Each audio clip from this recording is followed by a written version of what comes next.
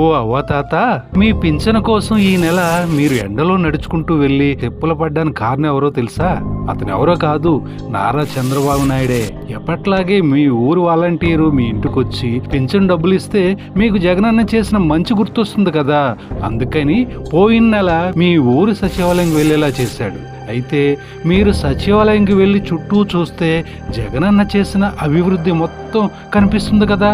అది చూసి మళ్ళీ మీరు జగనన్నకే ఓటు వేస్తారని భయపడి ఈ నెల మీరు బ్యాంకుకు వెళ్ళేలా చేశాడు బాబు. అంటే కేవలం తన రాజకీయ లాభం కోసం మీరందరూ ఇలా ఎండలో వెళ్ళి బ్యాంకుల చుట్టూ తిరిగేలా చేశాడు బాబు. చాలా అన్యాయం కదా.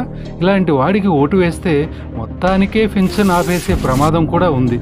అందుకే తెలుగుదేశానికి ఓటు వేయకుండా చంద్రబాబును మనమంతా ఓడిద్దాం, మళ్ళీ మన జగనన్ననే గెలిపించుకుందాం. ఏమంటారు?